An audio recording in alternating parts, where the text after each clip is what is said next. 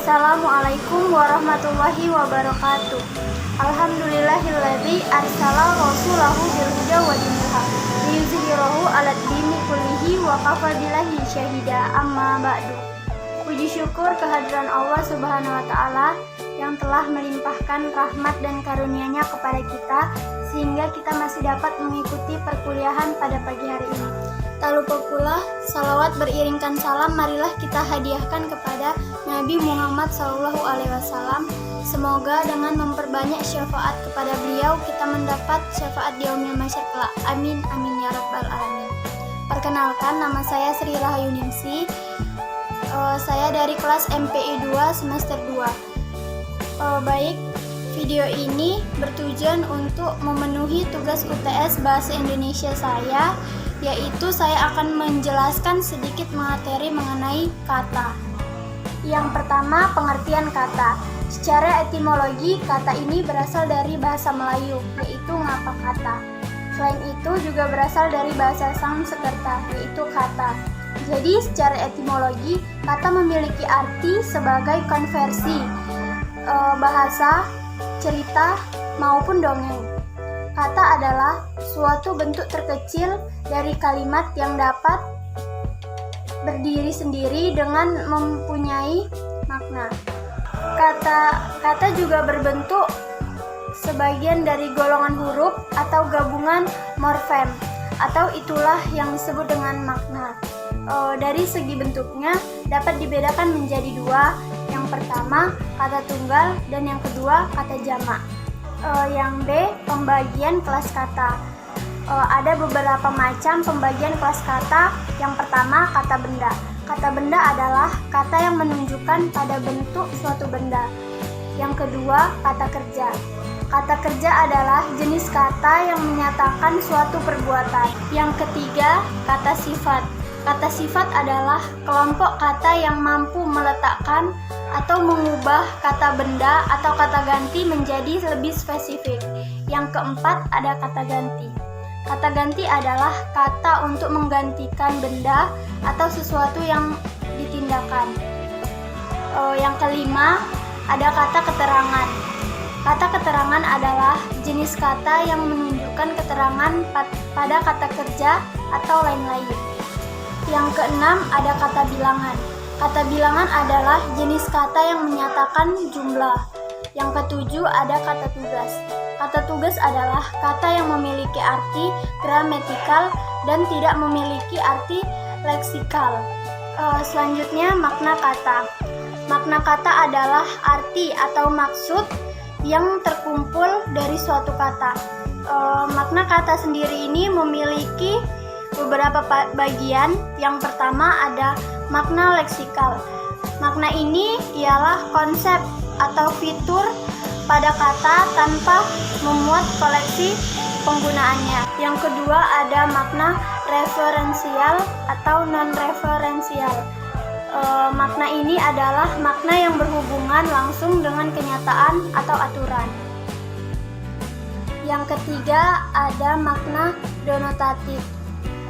Makna denotatif adalah makna yang bersifat umum, tradisional, atau hasil penggunaan atau hasil pemakaian kata sebelum berabad-abad. Yang keempat, ada kata konseptual. Kata ini adalah makna yang sesuai dengan konsepnya. Yang kelima, ada makna kata atau istilah. Kata atau istilah adalah kata atau gabungan kata dengan kalimat pengungkapan suatu makna konsep, proses, keadaan, atau sifat khas dalam bidang tertentu. Yang keenam adalah makna efektif. Makna ini adalah istilah untuk dipakai jenis makna. Yang ketujuh adalah makna idiom. Makna ini adalah sebuah makna satuan bahasa yang menyimpang dari arti yang sesungguhnya. Selanjutnya yaitu urutan kata. Urutan kata adalah letak atau posisi satu dengan posisi lainnya dalam suatu konstruksi atau sintaksis. Contoh urutannya itu terbagi menjadi 5. Yang pertama SPO, yang kedua SP, yang ketiga SPO, yang keempat SPOK, yang kelima KSPO. Selanjutnya yaitu bentuk kata. Yang pertama ada pengimbuhan. Pengimbuhan adalah proses pembentukan kata dengan menambahkan imbuhan pada kata dasar, yaitu pertama awalan. Contohnya di itu bisa ditulis, dipahami, dilamar, dipantau, dan lain-lain. Yang kedua yaitu akhiran. Contohnya akhiran i, seperti ditemui atau disukai. Dan yang ketiga yaitu sisipan. Contohnya m, yaitu gemuruh atau gemetar. Dan yang keempat gabungan antara imbuhan awalan dan akhiran, se dan nya. Contohnya seandainya dan selamanya. Yang kedua yaitu pembentukan kata dengan sisipan. Artinya berupa sisipan dalam bahasa Indonesia yaitu em dan el dengan er. Dan yang ketiga adalah pembentukan kata kerja dengan gabungan imbuhan, yaitu yang ditambahkan awalan dan akhiran. Selanjutnya yang keempat, penambahan kata dengan kata dasar. Yang kelima, penambahan kata dengan unsur yang terkait dalam kata dasar itu. Dan yang keenam, pembentukan kata dengan pengulangan. Artinya dengan cara ditambah tanda hubung di antara unsur yang satu dengan unsur lainnya. Dan yang ketujuh yaitu pembentukan kata dengan pengakronimannya. Selanjutnya singkatan atau akronim. Singkatan adalah proses pemendekan yang dilakukan dengan pengekalan sebuah kata yang berupa huruf yang tidak membuat kata. Adapun kaidah dari penulisannya, yang pertama singkatan nama sendiri, yang kedua singkatan kata umum terdiri dari 2 huruf, yang ketiga singkatan kata yang terdiri dari 3 huruf, yang keempat singkatan nama orang, nama gelar, dan lain-lain, dan yang kelima singkatan suatu ukuran atau timbangan suatu bilangan. Akronim adalah hasil proses pemendekan yang membentuk kata sehingga dilafalkan seperti kata.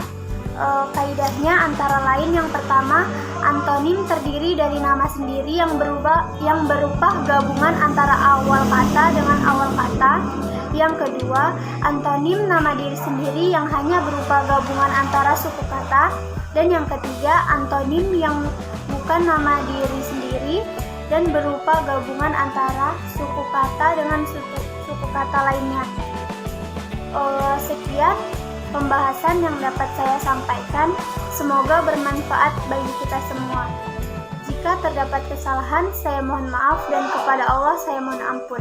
Billahi taufik wal hidayah. Assalamualaikum warahmatullahi wabarakatuh.